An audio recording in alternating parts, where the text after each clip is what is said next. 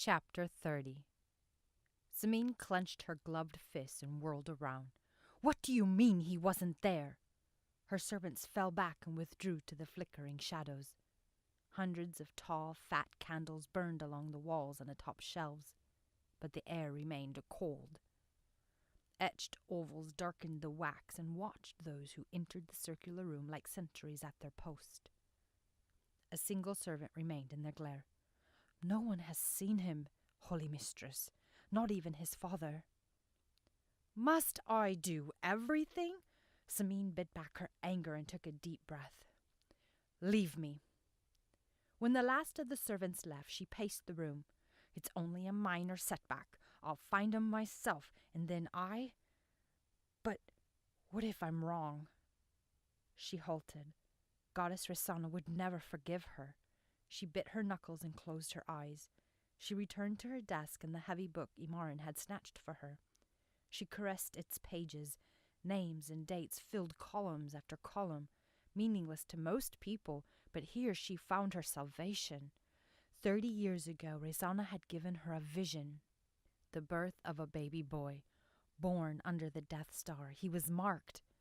Zameen cross-checked the dates of her vision and the birth of Prince Vian of Badera, the closest match she could find. His blood would release Risana from the underworld if she could find the dagger. Zameen clenched her jaw. Risana was growing impatient. A muffled knock interrupted her thoughts. She huffed and lifted her head. "Don't disturb me, I'm busy." She strode over to the faded map hanging on the wall. Its edges curled and split. The words, "For her glory," marched across the Perthé plains. "Where are you, Prince?" She could consult the useful stones, but searching the entire world would be too strenuous, time-consuming, and require too much blood. But if she had to, she would do it. "Holy Mistress, you have a visitor." Zameen spun around, but her rebuke caught in her throat. A hooded figure filled the doorway. "Well, well, well," a husky male voice carried across the room. "Are you going to invite me in?" "What are you doing here?" "I will take that as a yes." He slipped into the shadows and closed the door behind him. "So," the husky voice continued, "have you found the dagger?" "What do you think?" She tightened her velvet robe and settled in her chair. She paged through the heavy tome again. "I'm busy, Nevin, so if you have something to say, get it over with." "Zameen, Zameen." Even in his sighing, she heard derision.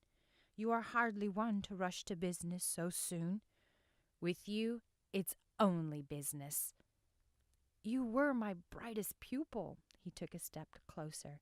She caught the glint of his eyes from the wavering candlelight. "Perhaps you will change your mind?" "Not tonight." "Mistress." He bowed back into the shadows. "Then business it is, for now. But the goddess demands a tithe, does she not? A renewal of covenants?" "Don't tell me what she demands." Zameen stood and braced her arms on the desk. "If you withhold information from her, you will quickly outgrow your usefulness." He chuckled. Zameen crossed her arms. "You're wasting my time." "Well, where shall I start? It has been so long." He placed his hands on his hips. "Perhaps I should commend you for the fall of Badara, without bloodshed, no less. And how clever you think to manipulate prophecy with a curse." "Your point?" "Cannot a master praise his pupil? Risana is my only master." He grunted. "Does Risana know about the quest?" "What quest?" "Did you think the Guardian Circle would not recognize the curse? Saeed has sent Kale, son of Lord Aiden, and a small party to obtain the tonic." This time she laughed. "The library is destroyed. They won't find it." "You have forgotten Bon Secours." She scowled. "Enlighten me, then." The first Guardian Circle resided in Bon Secours until Dagmar was built. The Royal Library. There might still contain copies of the ancient text. She tapped her fingers on the book and turned toward the map. "They must be stopped." "Of course, mistress. Leave it to me. I know just the way to do it. Oh, she faced him. He stood on the other side of the candles. Their flames danced in his glittering eyes, but the shadows consumed the rest of him. They are crossing the Zraib desert as we speak. They will soon reach the oasis of Zajur.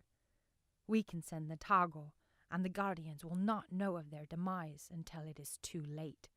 He touched his fingertips together. And we can focus on more important things, like the dagger and getting reacquainted. She leaned against her desk, so you need my help. Do we not serve the same end? Perhaps. She eyed the shadows where he stood. What are the Guardians preparing to do? They seek to unite the nations. She smirked. Good luck with that. Where has he sent you? Oh, here and there, he crossed his arms. We convene in a month at Prayton. I will report to you then. The shimmering flames drew Samine into her thoughts. Could she have the dagger and Prince Vian in a month? Perhaps Dirk's little demonstration could buy her time, and maybe even lure the prince out of hiding. She must send him word to proceed. If she could keep the Guardians guessing, she might be able to hinder their schemes. Or if their leader was somehow disposed of. Sorceress, are we done here? Not quite, my pet, she smiled. I have a task for which Risana will reward you richly. His eyes lit. Speak it, and I will see it done. She leaned forward. Kill Saeed.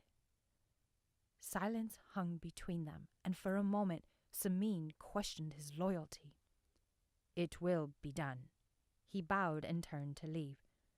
And Nevin, Samine smiled, I'll need your blood. He eyed her. What for? The Tago. But of course, what is one more sacrifice when I'll soon savor the sweet reward of our goddess? Samine stood in the inner sanctuary of the temple and exhaled a cleansing breath. Incense burned beyond the thick curtains separating her from the chanting priestesses. She guarded the small flame she carried and stepped over the oil-filled channel. She lit the candelabra towering above the large stone basin. Its dark, placid waters consumed the dim light. She pulled the vial of blood from her robe, still warm in her hands. She poured it out across the basin and dropped the useful stone. It plunged into the water. A glow sprang up from the center of the basin and grew with the ripples. She closed her eyes and sang. Kosan koletu enlu ninlo, thom usol theo, sram zasiu, shoso isir theo. Seek I in the Zraib desert, Kale, son of Lord Aiden of Zuriel. She slipped the dagger from its sheath and slid it across her arm. It stung, nothing more.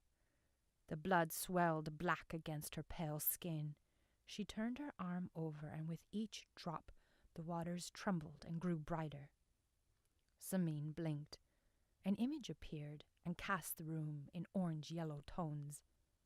A small caravan of 2 camels and 5 people trudged wearily through the sand. Death to you and your quest. She began to chant. The fire grew within her, and smoke curled from her mouth. Blew on the basin. Tendrils of flame shot forth and stirred the waters. Steam hissed and filled the room. She glared at the image before her and willed the Tago to Zajur.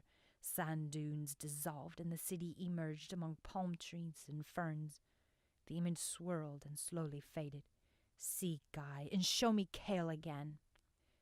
The lean elf hiked next to an older elf who led the camels.